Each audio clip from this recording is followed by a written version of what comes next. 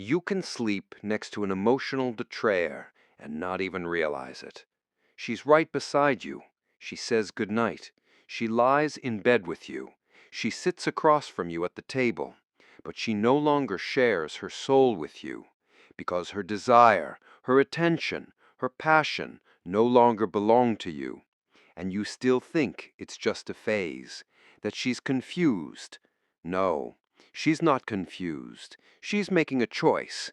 She just doesn't want to admit it, not yet. A woman won't say directly, "I don't want you anymore." She doesn't do that. So what does she do instead? She leaves clues, soft phrases, seemingly harmless, that, if you don't know how to read them, slowly destroy you from within, and you can't even explain why. Today I'm revealing those phrases, the ones a woman says when her desire has already shifted to someone else, when she's already beginning to leave, but wants you to realize it on your own. That way, she can later justify everything that follows. I'm not relying on sentimentality. I'm relying on the real psychology of the female mind, on years of listening to women tell me things their husbands never knew. I draw from clinical experience and the harsh ancient wisdom of the Stoics, because when a man learns to distinguish a woman of value from a woman of emotional carelessness, he stops being used. Today I'll show you the 7 most dangerous phrases a woman says when she no longer chooses you, even though she still lives with you. And if you recognize them, you'll no longer be the last to know. You'll no longer be the man whose home, whose soul, whose bed slowly fades without understanding why.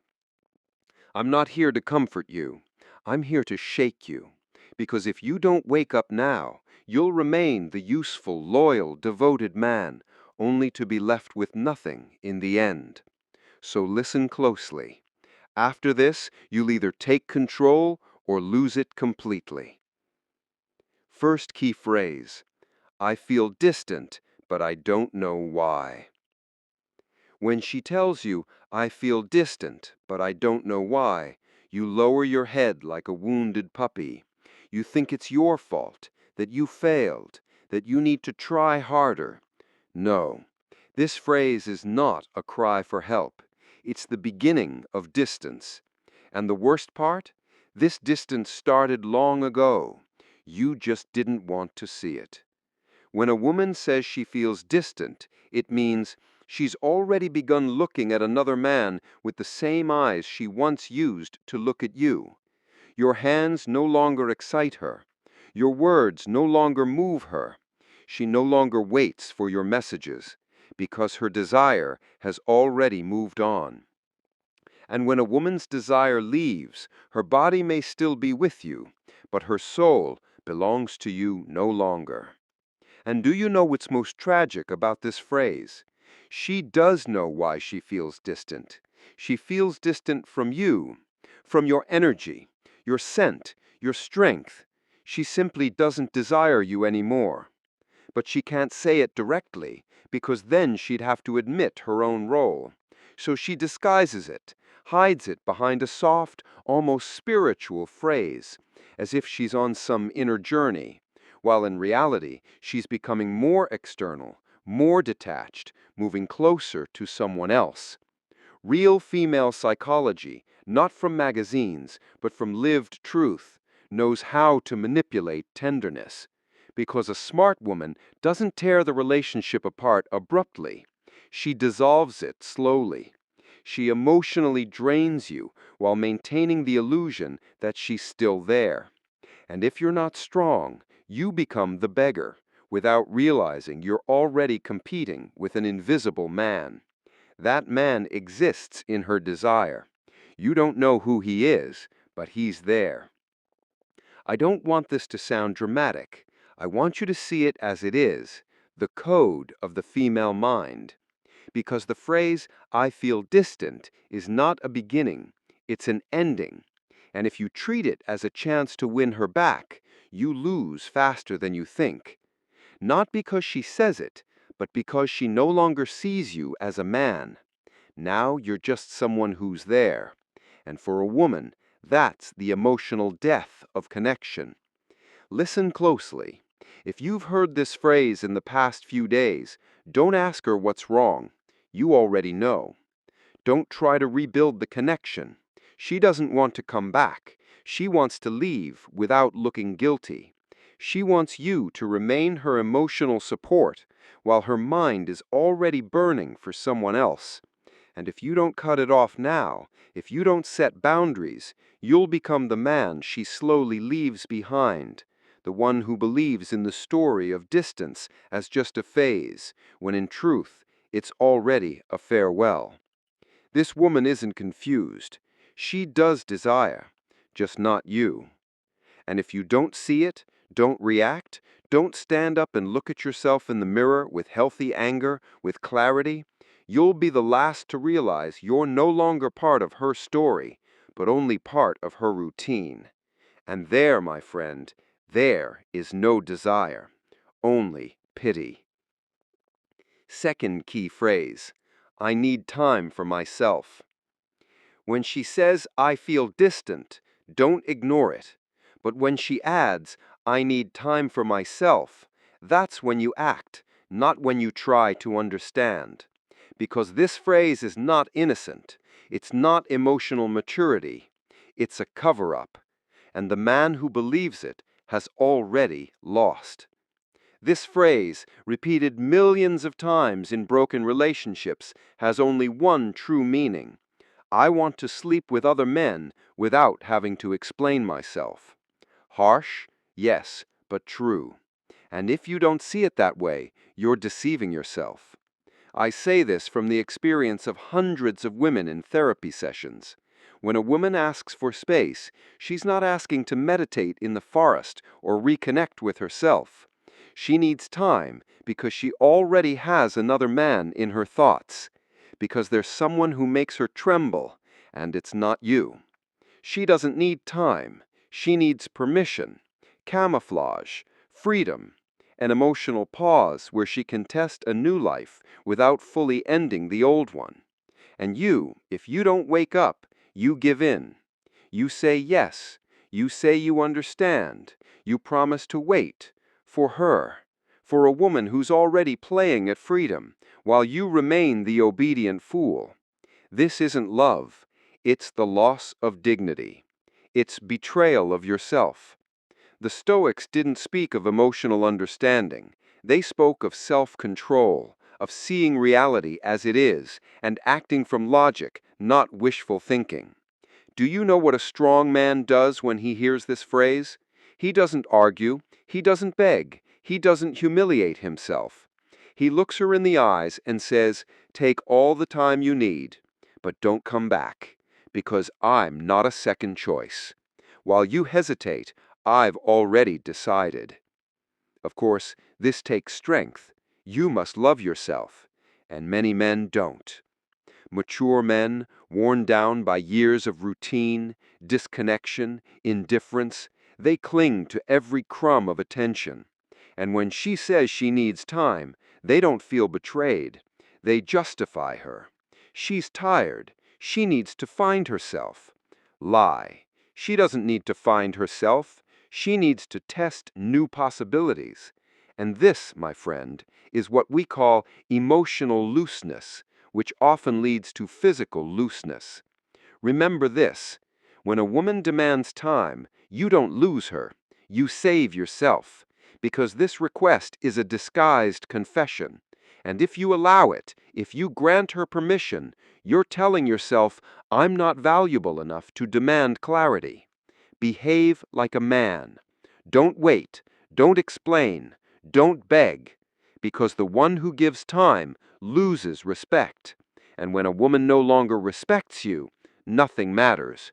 No gesture reaches her. Desire dies. And you become the emotional fool in a story where you're no longer chosen. Third key phrase. Not everything has to be physical. When a woman begins to emotionally drift away, she doesn't always leave physically. Sometimes she still hugs you, smiles at you, even sleeps with you. But something is gone. Something you feel but can't name. Desire. And when desire leaves, it doesn't scream. It justifies itself. And it does so with one of the most common and deceptive phrases: not everything has to be physical. Think about it. Did she say this when she looked at you with longing? When she kissed you for no reason? When she undressed without guilt? No. This phrase appears now, exactly when you notice she no longer touches you the way she used to, when her affection has become a duty, when the body is present, but intimacy is missing.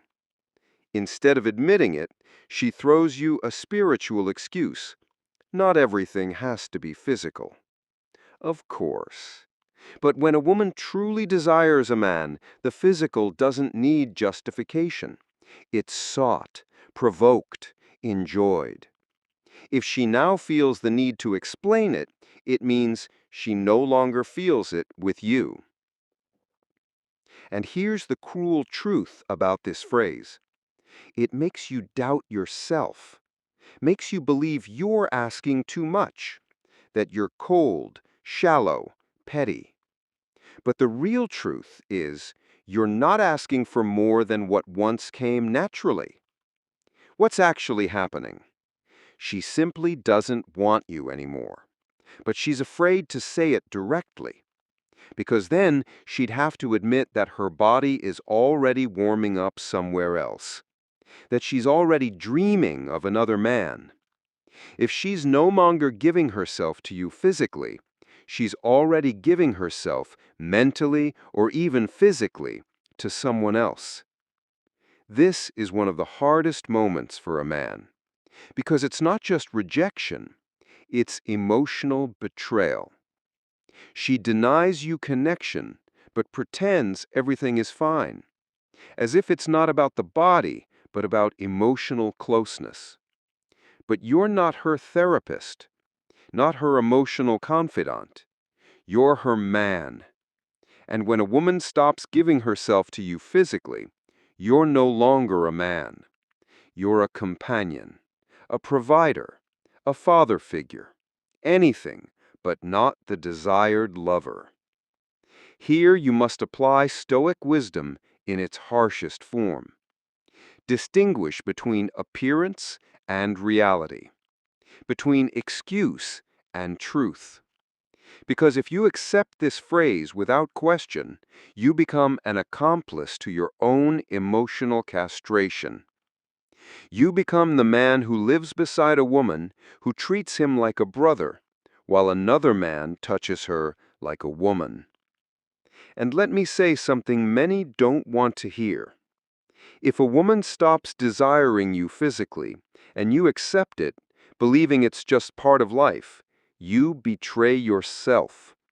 You silently say, it's better to stay with someone who no longer chooses me than to face the emptiness and reclaim my strength. And that is the beginning of the end. Because there's no more humiliating act than continuing to touch a woman who has already given herself to another, even if only in her mind. The next time she says, not everything has to be physical, don't argue, don't explain, don't ask, just look at her silently, with the eyes of a man who knows exactly what this means. Desire is gone. You're no longer in her fire. And if you stay, it means you'd rather be a shadow than become light for yourself again. Fourth key phrase, you've changed too. After she says, not everything has to be physical, the next step isn't reconciliation. It's not honesty. It's blame. Not hers, but one she shifts onto you. Because she needs justification. She needs you to be the problem. She needs to feel like a victim so she can betray you without guilt. And she does it with a phrase as old as it is cowardly. You've changed too. Of course, suddenly you're the one who's changed. Never mind that you still provide, work, care, and offer emotional stability. None of that matters. She needs an alibi. She says you've become cold, boring, distant. Why? So she can balance the guilt. So she can live a double emotional life without feeling like the villain. And she does it when she says, "You've changed too." And if you ever find out about the other man, she can say, "I didn't want to, but you pushed me away." This is one of the most destructive psychological games of the female mind. She doesn't say this to fix things. She doesn't say it to solve anything. She says it to create an emotional alibi, so that when you confront her, she already has her defense ready. I didn't want to, but you drove me away. If you're not strong, you fall for it. You apologize for things you didn't do. You feel guilty for being stable while she was emotionally crumbling inside. Let me be clear. Her emotional or physical infidelity is not your fault. Here you must act with true masculine wisdom, not guilt, but clarity. Relationships don't break because of unfair accusations. They break when you see the intention behind the words.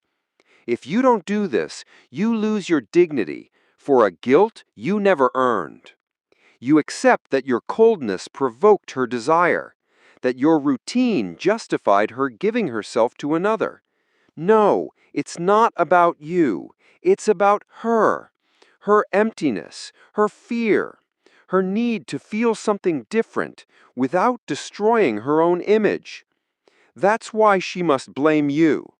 Because if you are the problem, then she can remain innocent while giving herself to another, in mind or in body. Here you must rise emotionally. Don't defend yourself. Don't beg. Don't explain. When she says, "You've changed too," look her straight in the eyes and say what no man dares to say. Yes, I've changed, because I've grown, because I no longer accept what I once endured, because I'm no longer the man who stays silent when betrayed with sweet words. This answer breaks the game. It forces her to look in the mirror.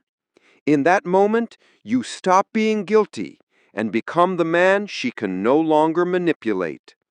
And when you see through this game, when you refuse to carry guilt that isn't yours, you gain something far more valuable than her approval: your center, your strength, your ability to decide who gets to enter your life and who leaves without explanation. Yes, you've changed, but for the better. So you stop allowing a woman to extinguish your light just because she can't say that she no longer chooses you. Fifth key phrase. I don't want to talk right now. I'm tired. After she blames you with "you've changed too," the next step isn't reconciliation, it's the opposite. It's quiet distance, emotional disappearance, masked as exhaustion. Slow, systematic, silent. And you don't even notice it because she justifies it with something you can't possibly challenge. This brings us to the fifth key moment, when she says, "I don't want to talk right now. I'm tired." She says it in the evening when you feel strange, uneasy, distant. You try to talk. Ask if everything's okay, if she wants to say something, if something has changed between you.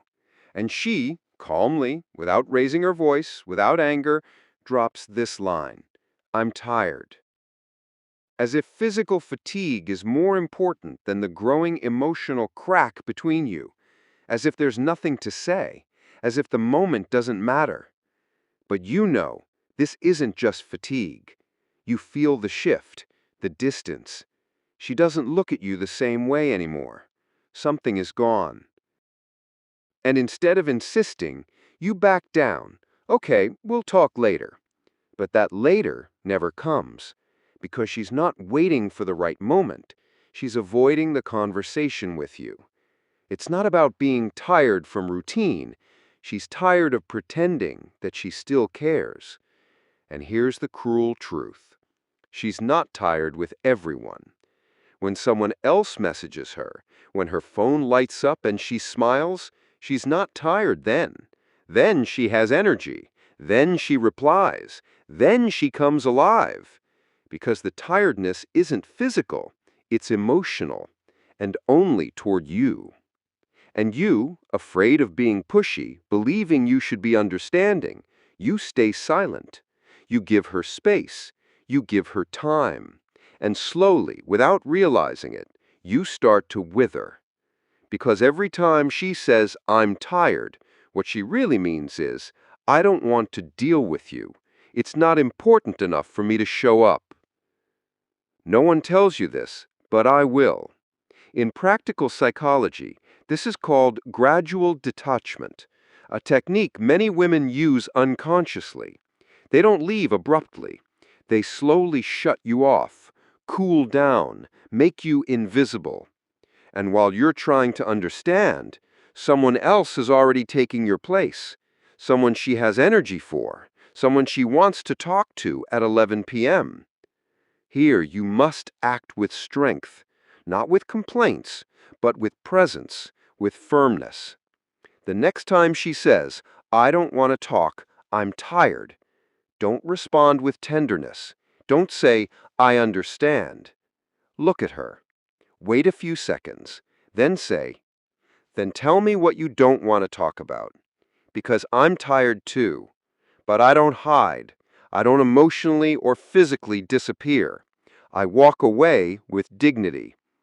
Because a man who insists where he's no longer wanted becomes pathetic. And you're not here to beg. You're here to be respected. Don't confuse the two. Silence isn't always respect. Sometimes it's cowardice.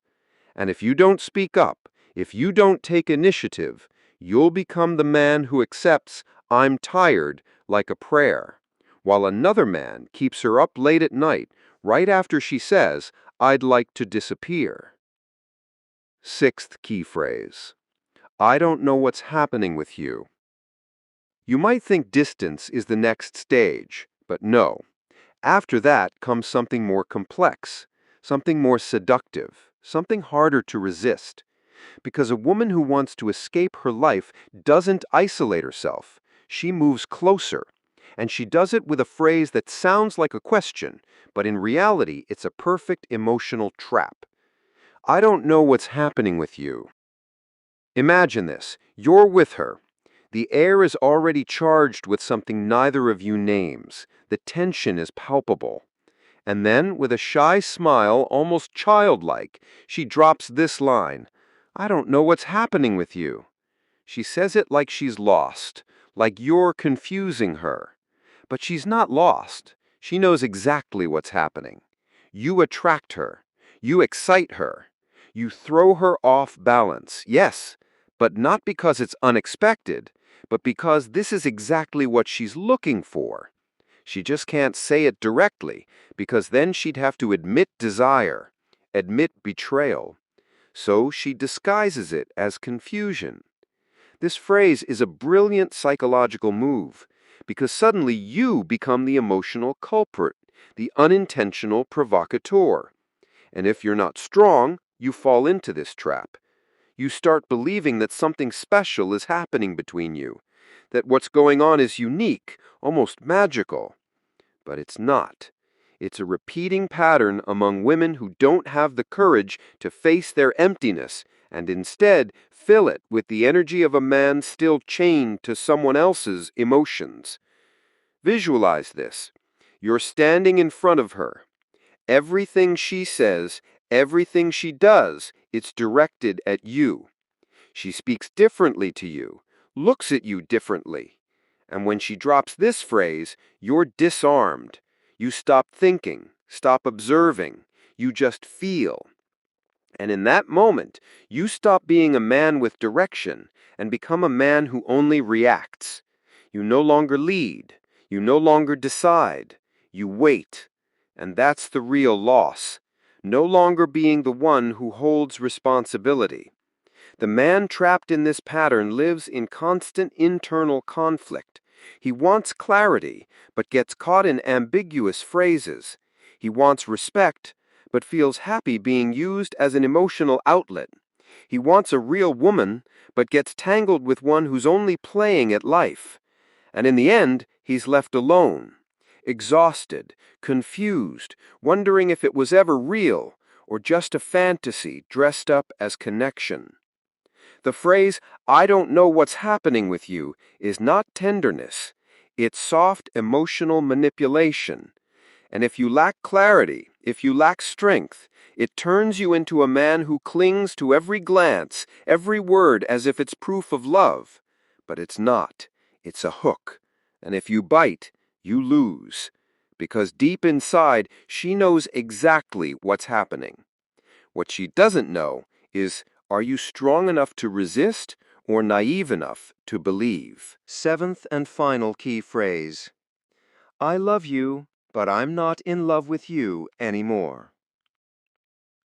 After weeks, perhaps months of hidden distance, silence masked by phrases like, I'm tired, or I need space, comes the moment when the pretense can no longer hold. She doesn't want to talk. She doesn't want to argue. She doesn't want to justify. She just wants to drop one final phrase, one that sounds deep, poetic, almost noble, but in truth, it's an emotional death sentence. I love you, but I'm not in love with you anymore. This phrase sounds soft. It sounds like sorrow.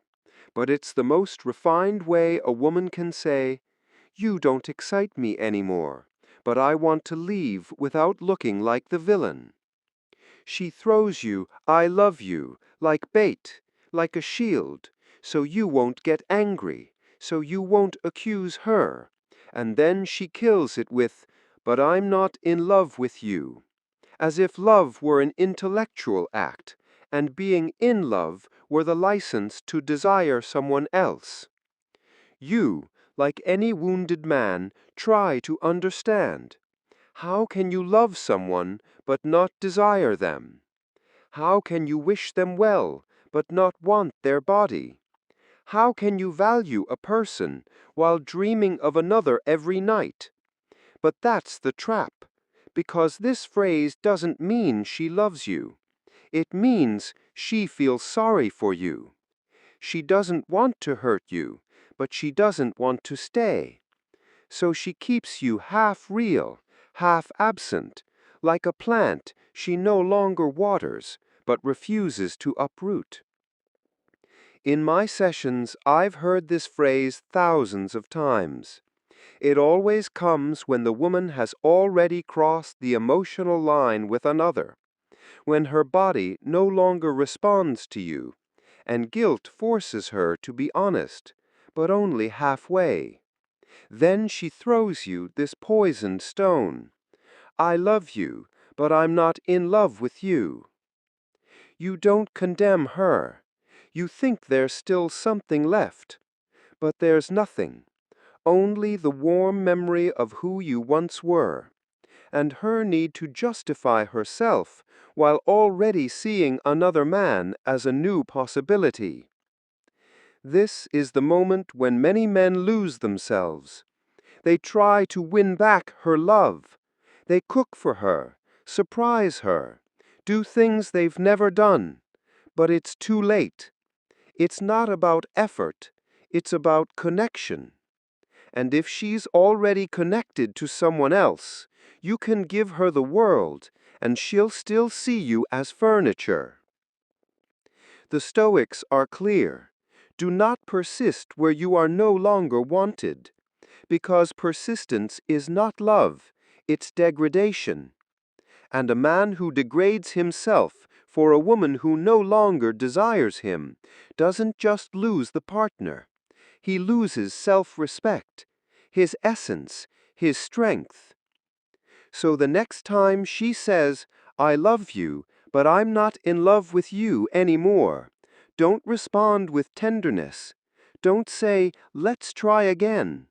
Look at her calmly and say, "Then don't love me, because I was not born to be half loved," and walk away, decisively, without tears, without words.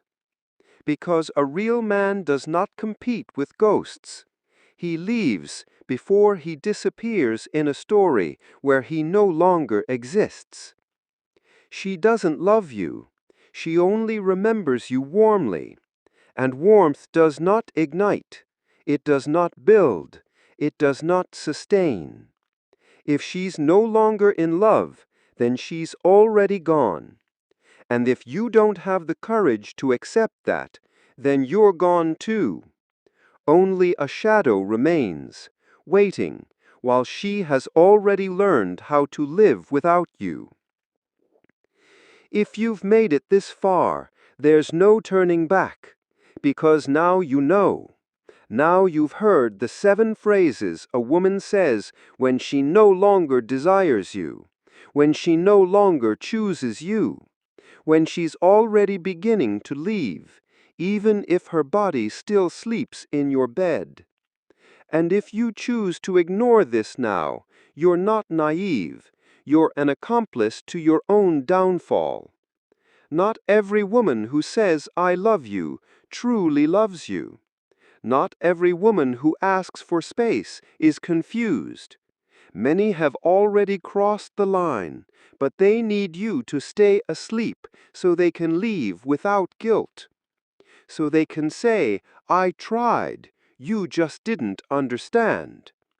And if you don't wake up now, if you don't show up as a real man, if you don't take back emotional control of your life, you'll be the one who looks back and asks, "When did I lose my respect? When did I lose my dignity?" Today I have shown you 7 phrases that are never said by accident. Phrases a woman throws at you when you're no longer in her fire, but she still wants you as a backup. You've recognized them. If even one of these phrases has ever been said to you, you have no excuse left to beg for love. No reason to knock on a door that only opens for others. This is not hatred toward women. This is understanding them for who they are, not who you wish they were. Because only the man who truly understands the female mind stops being a victim and becomes the master of his own story. I am Celia, and this is your house of wisdom. We are not here to mourn what's lost.